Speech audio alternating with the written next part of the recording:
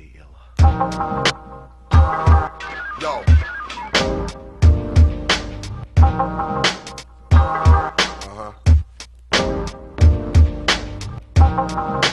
I ought to bust niggas' atoms and split molecules on you fools, cause most of y'all rhyming ain't using the right tools. Never no excuse, we spitting profuse shit. Brace the 1-2s, we bringing some new shit. 100% octane for the brain, able to combust in seconds in small frames. No time for games, I'm busy trying to stack. Exploding out the blocks, I dominate the tracks. The well-known baritone through the phones. Be at your glass house and ready to throw stones. Check the LP, you trying to tell me that you and these clowns can really outsell thee?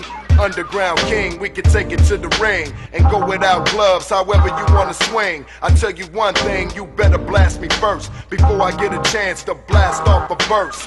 Aiming at your head, scope with infrared. Play like white folks, exploit the whole spread. Hit a slice bread and feed the whole team. He's seeing Planet A's, you leaving with blown seams. Kill them pipe dreams, we smoke mics and shit. But don't be astonished at how nice it gets. These half-price corny MCs is suspect. Talk a lot of trash and wanna be roughnecks. I'd rather cash checks than sit around with y'all. The major league player that's throwing the fastball right at your plate. We throwing these rhymes straight. It's Raz taking over this world. I rock beats that make you wanna smoke up. And I'm old school cause I've been rhyming since before hip-hop and rap broke up. While you be getting coked up in the back, I walk with a stroke like Goldie the Mac. Yo, I'm wicked like that and that's fact. Last name Money, first name Stack. I was born to attack, so don't hassle me. Just singing fresh rhymes like Castle D. I don't wanna be the best, it just has to be top notch every time, ain't no passing me. I guess the one with the problem is the last to see. Fucking with the ill state is blasphemy. I got the cure for your motherfucking rap disease. A power moves tape and a pack of bees. Move back with ease because I'm coming. Open your mouth, forget the running. When the gunner starts gunning, watch the bullets. You starting shit, so I'ma put it like I'm strapped. I'll fucking snap and catch a murder rap. Tap that ass like I was some mixed liquor. I ain't worried about that shit this here, bitch nigga. Miss Villa came to bring it to the front line. Move out the fucking crowd like I was one time unkind to the phonies trying to portray us. Y'all niggas hate the game, not the players. I'm on a masterpiece mission, a perfectionist path. Point out the fact of freshness. Now let's get checks and slip stash. I flip grass, harvest the whiplash, cause I be the most star. And you can strap me on the island and I still won't eat Lord. Fuck all your fake ass editors and your promotional parties. Cause when I was trying to get on, y'all cats was treating me like I was nobody. But all that bitch shit changed quick. You're swinging on my nuts now like some 87 gold chain shit. And some of these underground niggas is lame too. I done mastered all the angles, so I can give a fuck who you bring through. I destroy shit whenever there's a fallout. And my boys get crazy wild when suckers try to call out. It's Planet A, so what the fuck's up now? You kick your rhymes from off the head, I kick my rhymes from what's around. The definition of ill I reflect is an MC making it hard for you to come out on cassette or vinyl respect. My title is shall never be swept. I'm heavenly blessed with 7 chemicals to the death. I'm on some legendary magnetic memorial shit to cluster all continents caption of that horrible shit.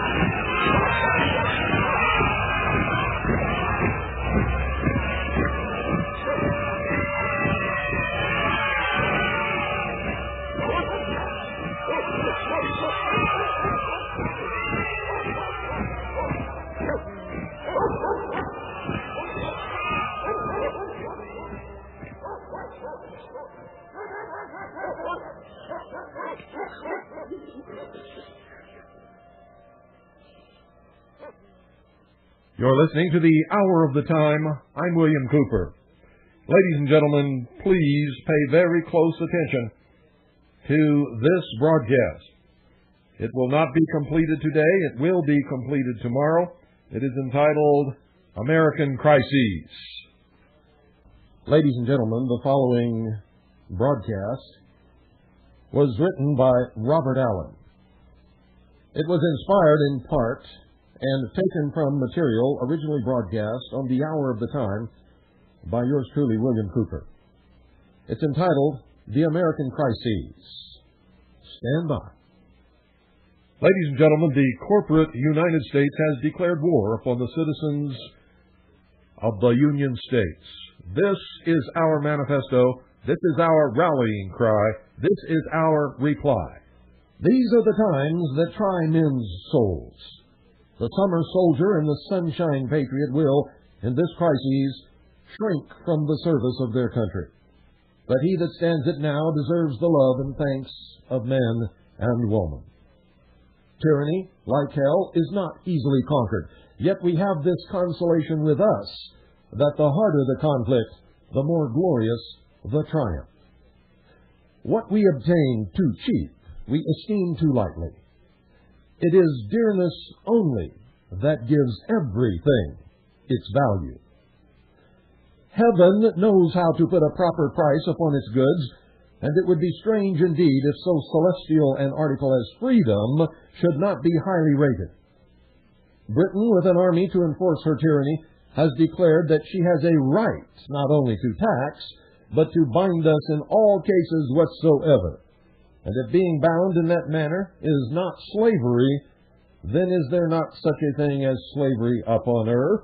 For so unlimited a power can belong only to God. Thomas Paine, in The American Crisis, 1 December 19th, 1776. The crises today. These indeed are the times that try men's souls. We, like Paine, are confronted with the increasing power, ruthlessness, and tyranny of unlimited government. Government at all levels has extended its reach far beyond any authority granted to it, and there are but few who are not affected by it daily. Meaningful exercise of individual liberties is all but totally restricted, not now by a foreign king, but by a government of men who have presumed for themselves the same authority once sought by that old tyrant, the king. Politicians and anonymous power brokers who know no restraint nor loyalty find a ready supply of accomplices among other base men eager to do their bidding. Driven by greed or self-supposed importance, such men are willing and think themselves able to enact any measure whatever into law without regard to constitutional restraint or care for the effect upon people's lives. These small men seek by these measures to bind us in all cases whatsoever, just as the former tyrant and his minions thought to do. And because they attempt to exercise the same prerogatives with the same object and intent, we find that the same grievances listed against that first American tyrant in the Declaration of Independence fit the modern tyranny exactly. He has obstructed the administration of justice. He has made judges dependent on his will alone. He has erected a multitude of new offices and sent hither swarms of officers to harass our people and eat out their substance. He has affected to render the military independent of and superior to the civil power. He has combined with others to subject us to a jurisdiction foreign to our Constitution, for quartering large bodies of armed troops among us, for protecting them by a mock trial from punishment for any murders which they should commit on the inhabitants of these states, for imposing taxes on us without our consent, for depriving us in many cases of the benefits of trial by jury, for abolishing the free system of English laws, for establishing an arbitrary government, for abolishing our most valuable laws and altering fundamentally the forms of our government, and for declaring themselves invested with power to legislate for us in all cases whatsoever.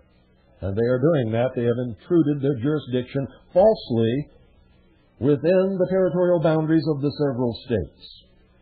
When the Constitution limits their power to legislate in all cases whatsoever to the 10-mile square area, the seat of government known to us as Washington, D.C.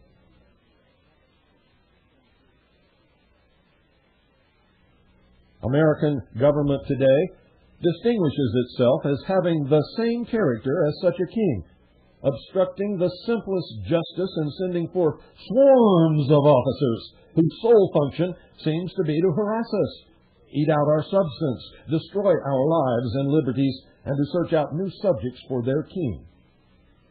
By international agreements, public and secret, United Nations treaties, and a host of other arrangements, we are indeed subjected to jurisdictions foreign and repugnant to our Constitution. And these are enforced by large bodies of armed troops, police and military, and laws so-called which allow for us to be further deprived of property, trials by jury, or any trial at all in some cases, and which have already completely altered fundamentally the forms of our government. Innocent, peaceable men are now subject to loss of life, liberty, and property at the hands of the very government once established to protect these essentials of free men, and the officers who commit these crimes are indeed protected from punishment by mock trials in the form of political hearings without fear of criminal prosecution. Openly, taxation is now imposed without limit or consent. But the more pervasive and hidden tax upon our production, which results from a corrupted and debased currency, is far greater. Because our money only comes into existence in the form of a debt, the more productive we are, the further into debt we go. And if we somehow stopped production and collected all currency in circulation, we could never pay such previous debt, because the currency to cover the imagined interest has never, ever been printed. The debt is imaginary, but the production taken from us to pay it is real and enjoyed with relish by these government-sponsored banksters. By this method of profligate debt and usury, unborn generations of our children are already enslaved, literally, to be born into bonded servitude. And if being bound in that manner is not slavery, then is there not such a thing as slavery upon earth?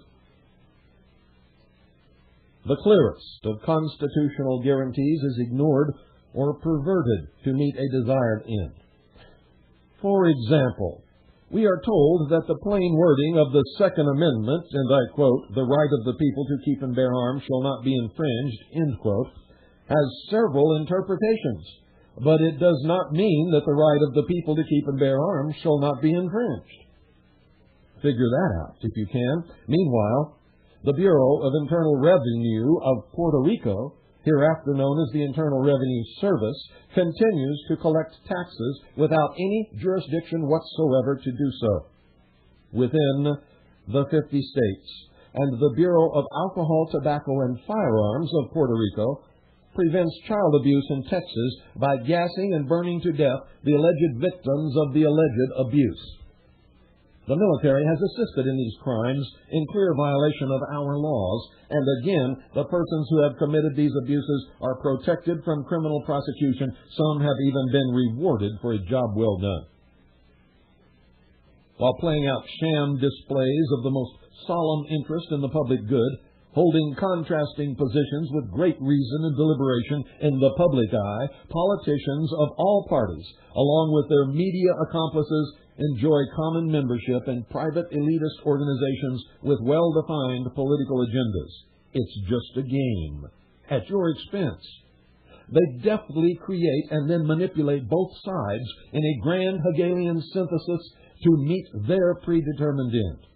Regardless of party affiliation, and deaf to promises spoken by their own lips, these men of so little honor all pursue the same object. There is not a nickel's difference between the Republican and Democrat Party.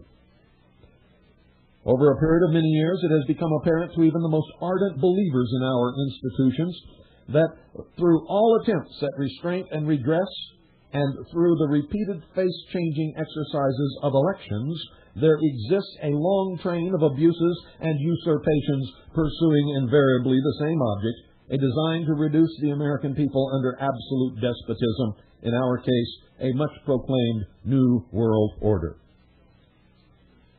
Many well-founded constitutional, jurisdictional, and strictly legal arguments have been made against these abuses, but by now most thinking men realize the futility of arguing any point of law with the king who presumes to write the law.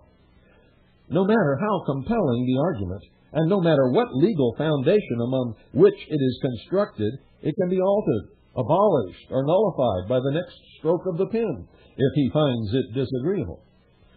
American government exhibits the character of such a king in this instance also. But far more important than the overt changing of laws, most realize by now that in making any legal defense or petition for redress, we are compelled to present it before people who have limited knowledge of the Constitution and law at best, or have utter disregard and contempt for it at worst. If this were not so, they would not now be enforcing such illegal and unconstitutional measures upon us. You see, cynicism, ladies and gentlemen, cynicism is no longer a requirement for one to grasp the futility of efforts to stop government abuses by reference to the Constitution or to the law.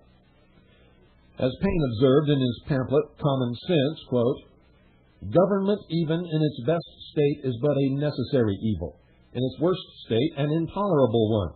For when we suffer or are exposed to the same miseries by a government which we might expect in a country without government, our calamity is heightened by reflecting that we furnish the means by which we suffer." End quote. And I tell you now, this state of affairs is no longer tolerable. We are at a decision point. But if we acknowledge the abuses of our own government against us as being intolerable, and we also admit the futility of relying upon constitutional or legal authority for its control, we find ourselves at this crucial decision point. And decide we must. For if we no longer admit hope of prevailing under the law, yet we remain convinced that our cause is just and right, then we must either submit, abandoning that just and right cause, or, ladies and gentlemen, we must establish that just and right cause against the will and power of an abusive government. Come what may. Recognize clearly now that this is the point of departure beyond which, if we proceed, we no longer seek to make government work. We, in fact, seek to cast it off and start anew. And in pondering these things, we must be mindful that the majority of our fellows either fail to recognize the ominous portent of our times, or when confronted with the knowledge, will find reason to support continuation of the current state of affairs. Usually, because of no other reason than abject cowardice. But most assuredly, as Paine observed, quote, "The period is now arrived in which either they or we must change our sentiments, or one or both must fall," end quote. Now, having then arrived at so important a juncture fraught with such grave implications and consequences, we must settle clearly in our hearts and minds the exact nature of our sentiments. It will not do to proceed on the basis of our feelings of patriotism or right, this theory of government or that. No matter how heartfelt, no matter how long or dearly held, we must be clear as to what that just and right cause is and what course we must follow. As Paine wrote, quote, "He whose heart is firm and whose conscience approves his conduct will pursue his principles unto death." My own line of reasoning as to myself as straight and clear as a ray of light, end quote. Now, such firmness of heart and clearness of mind and purpose, ladies and gentlemen, are absolutely essential if we are to withstand the trials certain to lie along such a course. For our support, mountains of volumes of patriotism and right are available to us to guide, animate, and inspire us. And I certainly do not belittle their value. But when our world is shaken, it will be the single rock on which we place our feet that must support us. We must therefore choose our rock from the mountains of reasons and stand upon it. We must know and understand our reason, be willing and able to act upon it without hesitation or uncertainty, and be able to clearly communicate it to anyone at any time, and we must be ready and willing to die for it if that occasion arises. For Americans uniquely, and for all men, there can be but one foundation principle upon which to stand in these matters. And I say for Americans uniquely because this principle was the single principle cited by the founders of this nation as being the basis for all legitimate government. No other principle can withstand its rightness or power. And this principle was most eloquently stated in the Declaration of Independence. And I quote, "We hold these truths to be self-evident, that all men are created equal, that they are endowed by their Creator with certain unalienable rights, that among these are life, liberty, and the pursuit of happiness, that to secure these rights, governments are instituted among men, deriving their just powers from the consent of the governed, that whenever any form of government becomes destructive of these ends, it is the right of the people to alter or to abolish it and to institute new government." End quote. This principle of Creator-endowed, unalienable rights, thus stated, must be the rock upon which we stand, just as it is the foundation upon which this nation was built. These words will sound familiar to most of us, but few grasp the meaning and truth expressed by them.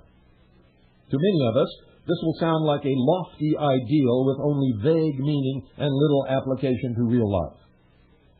Quite the contrary case is the reality. The meaning is very specific and crystal clear. It is, in fact, self-evident to any willing to consider it.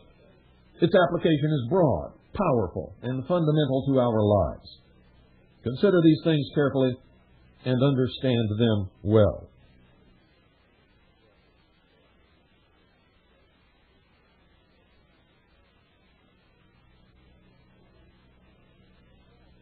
We hold these truths to be self-evident. That is, the things to follow need no legal interpretation or elaboration, being self-evident to all thinking men. That all men are created equal. Most modern attention has been paid to the equal status of men, and usually for political gain, but the actual emphasis, as used by the founders, was on the recognition of the created status of man, explicit recognition of a Creator. That they are endowed by their Creator with certain unalienable rights. This is recognition that the Creator grants rights to individual men. No other source of any right is acknowledged. Further, the rights so endowed are not alienable by other men acting individually or as any organized body without qualification. That to secure these rights, governments are instituted among men. Now note carefully, the sole legitimate function of governments is to secure the pre-existing rights of the individual which were endowed by the Creator. No other function of government is mentioned, and no rights are granted by government. Deriving their just powers from the consent of the governed. Legitimate government, ladies and gentlemen, has no just authority other than that granted by the governed. Importantly, this consent cannot mean only the consent of the majority, as in a democracy, for then the unalienable rights of all others could be subjugated to the will of the majority and would thus not be unalienable. This was never a democracy. It is a constitutional republic. Consent must be as individual as the rights themselves, otherwise they are not rights. So long as any individual does not attempt to materially deny such rights to others, government to which he has not consented can have no just claim upon him. That whenever any form of government becomes destructive of these ends, it is the right of the people to alter or to abolish it. Because all governmental authority originates in the people have the right to reclaim that authority if government causes or allows interference with those rights which it is founded to protect. Government never has the power to abolish rights, but when it tries to do so, men have the right to abolish government. Again, this right exists with each created individual, not in the will of the majority. And ladies and gentlemen, lest you think this comes from me, I did not make this up. Neither did the founders of this nation produce these principles from thin air. These are timeless principles and ideals, and they form the only foundation and authority of American government. And if you don't know and understand that, you had better get your nose in the books written of the history of this government, and in particular, the writings of those men who founded it.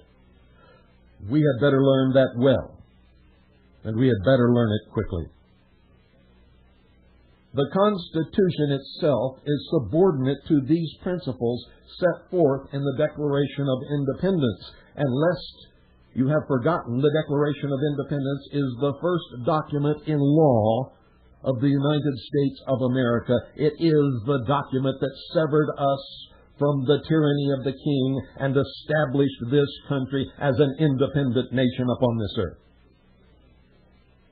The Constitution only sets forth the proposed mechanism for meeting the stated goal of securing and preserving the pre-existing unalienable rights of the people.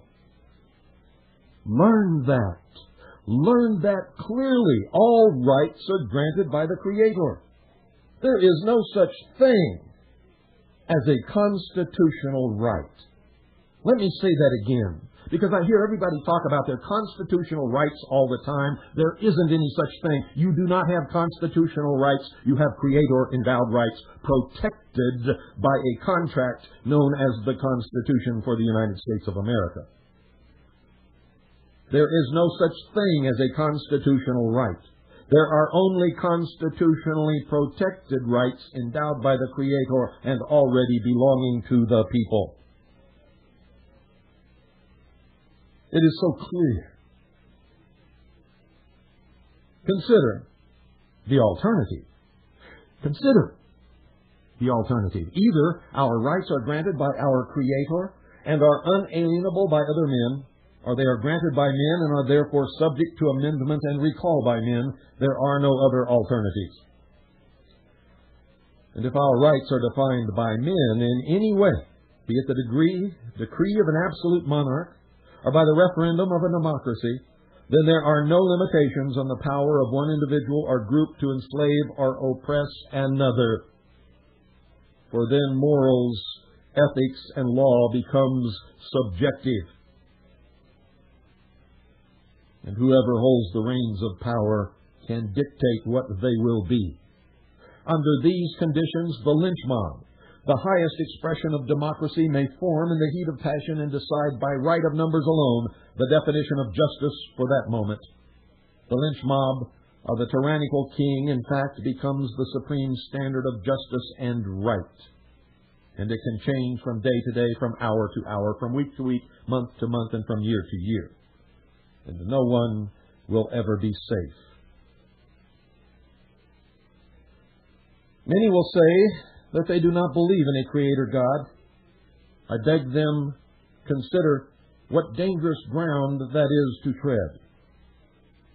As stated by radio commentator William Cooper, that's me, folks, and he quotes me verbatim, whether you believe in God or not, whether you believe in a Creator or not, you had better start.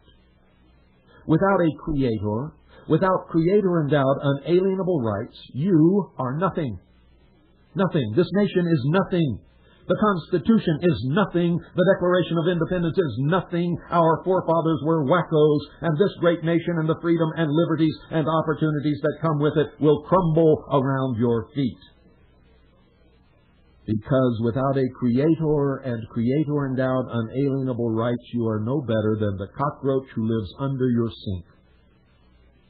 Without God, you have no protection. Without a Creator, man is on the same footing and the same basis as any other animal and insect and fish, any plant on this earth, and is subject to the laws of the jungle.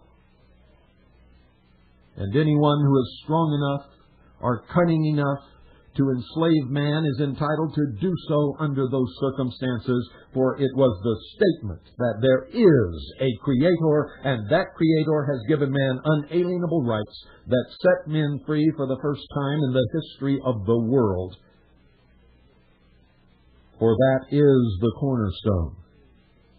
That is the foundation upon which the Declaration of Independence, the Articles of Confederation, the Constitution, the Bill of Rights, and this nation rests, and without it, it will all crumble to nothing. All of it will crumble into dust beneath your feet and will become as nothing. End quote. William Cooper from the Hour of the Time radio broadcast, author of the book Behold a Pale Horse. And he goes on. It is precisely the loss or abandonment of this valuable cornerstone which has caused the crumbling of our nation today. So we might now ask, if our nation was founded on so simple and good a foundation, how is it that we have strayed so far? And it is important not simply to answer that question, but to understand that there is an answer, that this has not simply happened, and that the cause is simple and knowable. But to understand that there is an answer, that this has not simply happened, and that the cause is simple and knowable. For if we understand that it has resulted from a design of men, perhaps our anger directed at those responsible will motivate us to reestablish our foundations where simple political motivations have failed. And believe me, they have failed. Consider for a moment that this American government, which came into existence only to preserve Creator-endowed rights, should enforce so zealously the exclusion of teaching of creation from the educational system and the exclusion of any Creator God from public life. I tell you, it cannot. At the instant that American government denied the Creator, it ceased to have any authority to govern. Let me say that again so you understand it perfectly. At the instant that American government denied the Creator, it ceased to have any authority to govern. But if effect betrays intent, consider the likely intent of this subtle action. Generations of free men have now been made to forget their Creator, and as a direct result have given up voluntarily, if unknowingly, those important Creator-endowed rights. In doing so, we have also given over the prosperity, power, and wealth which results from their exercise to these slave masters, which was their object. Without a strong knowledge of our created status, we have been utterly confused and defenseless against these usurpations of Creator-endowed rights. Don't you all feel confused and helpless and defenseless? Like there's really nothing you can do, and everybody knows that there's something terribly wrong, and you're scared? I remember when I was a boy, when a policeman came down our block, all of us used to flock to go talk to the policeman because we loved him. No one was afraid of the police. And when they say that people didn't lock their doors, I'm here to tell you that that's true. People did not lock their doors. My parents did not lock the doors at night. We children played in the streets long after dark without fear of interference, molestation, or sexual perversion of any kind. I never knew a criminal. I never even knew a girl that got pregnant out of wedlock. Now, I'm not saying that these things did not occur somewhere, but they didn't occur where I lived. They did not occur in the unbelievable numbers that they occur today. In fact, the crime in this country was extremely low and confined mostly to the big cities.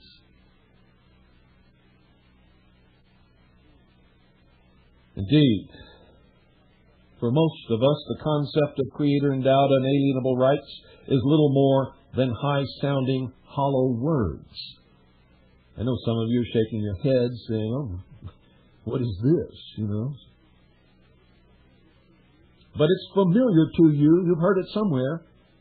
It's a familiar but vague and empty echo of something with long forgotten meaning, and you're really not sure what I'm talking about yet.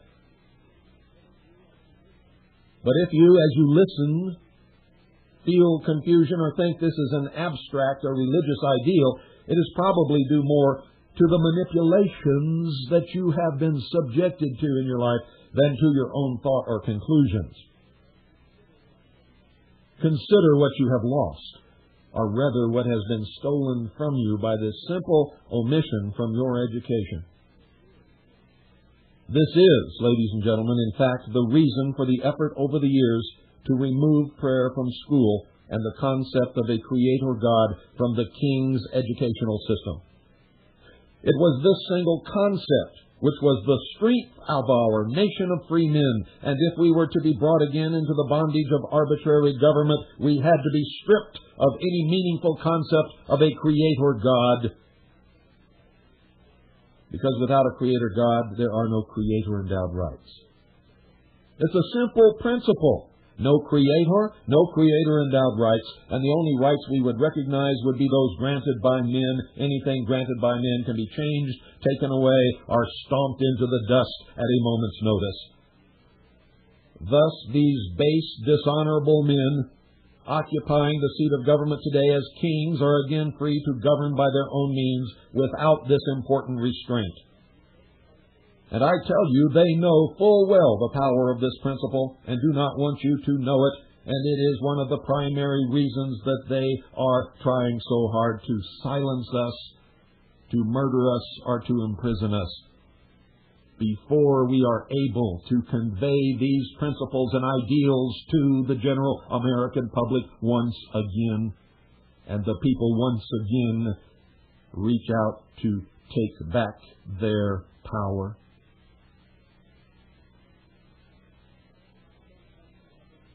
At the same time, we have been taught by the same educational system that our form of government is a democracy, which is a lie. It is not. V.I. Lenin, the founder of the Soviet Union, said, quote, "Democracy is indispensable to socialism," end quote. Marx said, the father of socialism, Karl Marx, said, "Democracy is indispensable to socialism."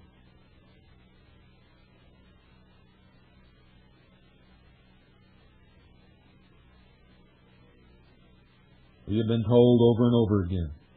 Your children are being told today in their schools that our form of government is a democracy. It is a lie. It is not. And toward this end, we are constantly reminded that our most valuable right and solemn obligation is to participate, to vote. And most of us now believe it.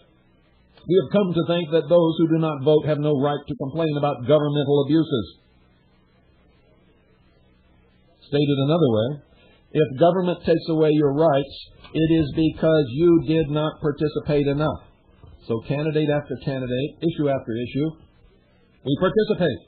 We expend our energies, resources, and time like rats in a maze, hoping that the next turn of the voting lever will provide the way out to rest and security. But it always leads only to another and then another until we no longer care and simply move along with the most comfortable group of fellow rats. Rats. We choose the lesser of two evils, forgetting that a deal with the devil is still a deal with the devil, whether it's the lesser of the greater of the two. The value of absolute unalienable rights quickly becomes apparent under these conditions, as does the difference between men and rats, and deals with the devil. Now, in reality, under the American Republic, founded upon Creator-endowed unalienable rights and strictly limited powers of government, the most solemn and significant right is the right of the people to not participate and yet to remain secure in their liberties and possessions, whether they participate or not. The most solemn and significant right is the right of the people to not participate and yet to remain secure in their liberties and possessions, whether they participate or not, in the proper, as founded American Republic, resting upon the rock of Creator-endowed unalienable rights and strictly limited powers of government. This is, in fact, the often mentioned and seldom understood difference between our republic and a democracy. Under our republic, the rights of the individual are secure and of primary importance, requiring no participation on the part of the individual. The power of government is strictly limited.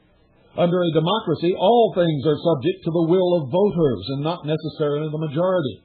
There are no absolutes, and whoever can best work the crowd can most effectively govern. There is no right or wrong. Wrong becomes right, and right becomes wrong. And yes, you better believe it has been by design, by degrees, and by consent that we have surrendered our rights. We have been seduced into ceasing from the exercise of those rights voluntarily. Thus, our consent was obtained fraudulently by the calculated concealment of knowledge of those rights and of their source and value and of all terms of the contract into which we entered to voluntarily give up our rights. A right that is not exercised and thus has no effect is as if it did not ever exist. Don't you understand that?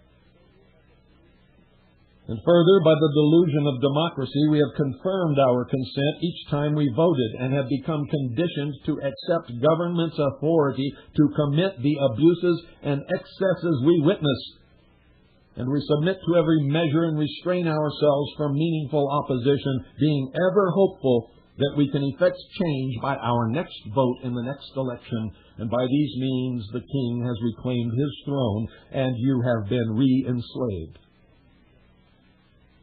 Ladies and gentlemen, we must understand these things and convince ourselves again of the rightness and power of this principle of Creator-endowed unalienable rights. How then do we dethrone these would-be kings and reclaim our rights and nation? First, because the only just power that government wields is derived from the consent of the governed, and because the loss of right and all attendant abuses have been done by the authority of our consent, we must rescind our consent to be so governed. Next, the rights previously surrendered by consent must be reclaimed. Rights thus reclaimed to have effect must be exercised. These require action and risk on the part of the individual, but there is no more effective strategy. There is no better. If it is dearness only that gives everything its value, then we must decide what cost would be too dear to free ourselves and generations yet unborn from certain and absolute slavery. And I tell you, there is no cost too dear. I am prepared to die for it. For my children's future, for your children's future, for you, for all the generations of unborn, for my grandchildren and my great-grandchildren and great-great-grandchildren whom I do not even know and who do not even exist upon this earth as yet. That is what our founding fathers did for us, whom they called their posterity.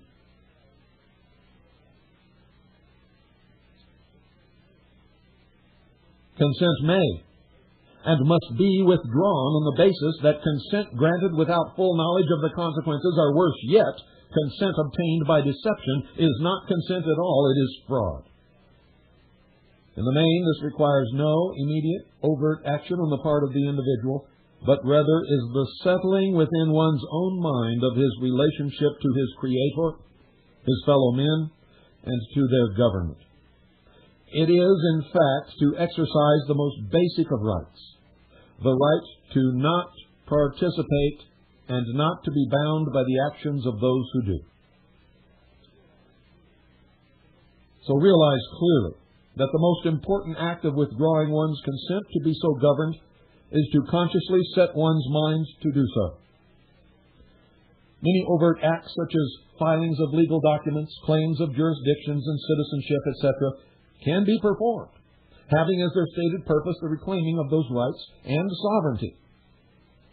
But at the root, most of these are actually designed to give the individual some perceived security under the law. That is, they are designed to obtain the king's permission to be sovereign. And if you have to have the king's permission, you cannot, will not, ever be sovereign. It's a joke. You see, this must not become a legal wrangling over which government agency or law has or does not have jurisdiction over us. Rather, it must be the unqualified assertion that none have jurisdiction unless we grant it, and we do not grant it. All strictly legal arguments are moot and are to be avoided. For if we look again to the law for justification, we are not seeking our right, we are seeking permission again from the king.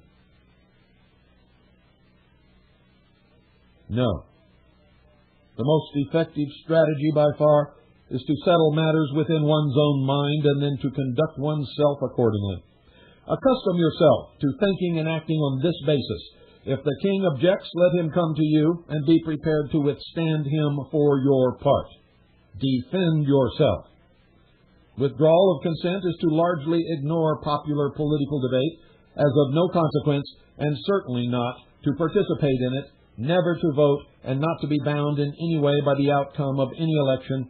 As such, this is a rethinking and repudiation of democracy and will likely be very difficult for some who have erroneously thought democracy to be the foundation of our liberties. But consider, ladies and gentlemen, that in some of the most oppressive nations on this earth, voting is mandatory. If it were not, no legal authority could be claimed by those governments, and without the hope, even if false hope, provided by their vote, the people might rebel. Why do you think the Soviet Union required all of their citizens to vote in every election, even though there was only one party and one person running for each office? It was so they could say they had the consent of the people to govern those people in any way they wished. That's what democracy brings you. How often have you felt that you had no real choice in an election and decided to vote for the lesser of the evils? Consider that in doing this you have consented to be governed by an acknowledged evil. If you were playing a card game and discovered it to be rigged against you, it would not be sufficient to complain and continue to play nevertheless the game. You must leave the table. You must leave the table. Choosing the lesser of two evils is a deal with the devil. Do you understand that? You see, we have been taught that majority rule is an American tradition, another lie, and that our electoral process constitutes majority rule. But in most elections, the actual majority of the people never vote. But instead of counting this as a rejection of all the ballot choices, we are told that it is voter apathy. But picture another American icon. The good sheriff. The good sheriff who faces down the lynch mob bent on violence. The object lesson here is that the principle of right, and even a single man who recognizes it, must prevail against the will of the majority. This is our true heritage. It is the stand that I take, and I will die in those footprints. Neither is withdrawal in this matter lawlessness, as many will claim. When one claims his Creator endowed rights, he also submits to his Creator's law for all men. What the founders called natural law. Thou shalt not kill, thou shalt not steal, etc. They that do these things harm no one. As stated by James Madison in 1788, quote, "We have staked the future upon the capacity of each and all of us to govern ourselves, to sustain ourselves according to the 10 commandments of God," end quote.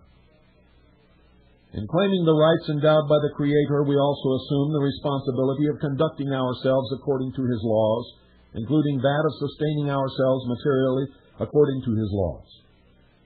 These are not matters to be trifled with, as any. Believe me, ladies and gentlemen, as any who try will soon learn. You see, reclaiming those lost rights requires more overt action on the part of the individual. As I mentioned previously, these rights were surrendered when we voluntarily ceased to exercise them.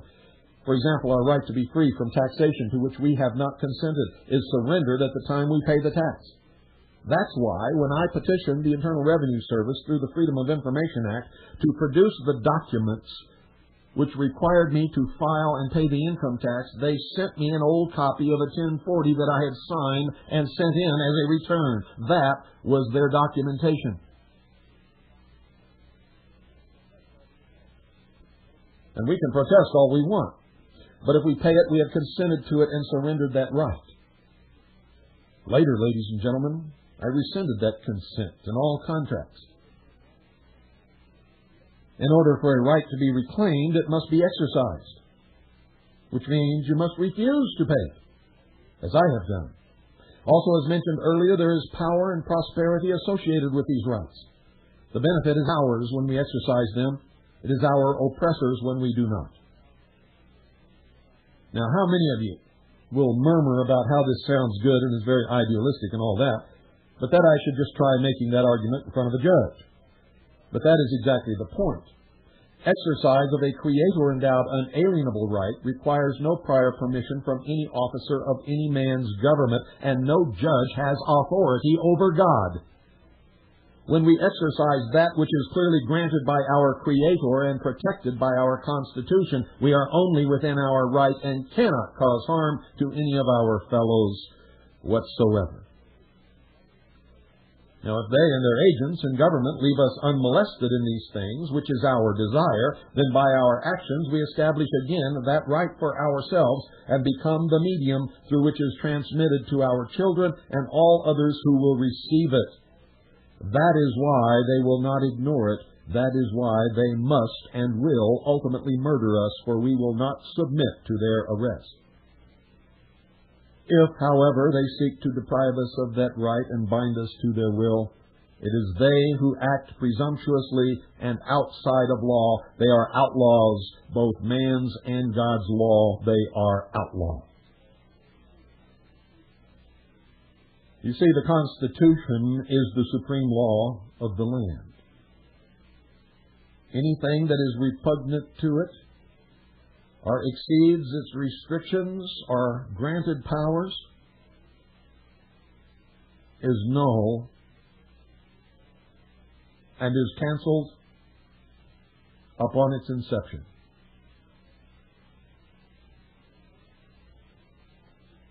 If it is not, then the Constitution is not the supreme law of the land. It's already been thrown in the trash can, and we are all fooling ourselves. It's a great big joke, and we are the butt of the joke. And we are already enslaved. We just have not been told yet. Either this is a nation under law, with the Constitution as the supreme law, or this is a despotic, tyrannical king who has come back to reclaim his serfs, his slaves, and his kitchen maids. Which are you?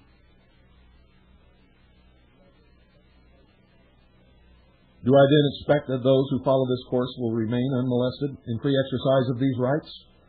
Unfortunately not. I'm a realist. I understand what's going on in this world, and I understand full well the nature of despotism, for I have seen it firsthand all over the world. I fully expect that the modern tyranny which has so craftily enslaved our nation will no more easily release us than the Egyptian Pharaoh was willing to release the enslaved Israelites, or the King of England was willing to release the American colonists, and for the same reasons. You see, we are their wealth, we are their merchandise, and we are their power. Without us as willing slaves and possessions, they are nothing. No, they may tolerate many things and even make certain concessions when necessary to placate those who would oppose them, but they will not, cannot allow any to survive outside their grasp. And ladies and gentlemen, that does it for today. We will continue with this same broadcast on tomorrow's episode of the Hour of the Time. Make sure you understand it, and if you don't, you can order the tapes, and we may tell you how to do that tomorrow. Good night, and God bless each and every single one of you.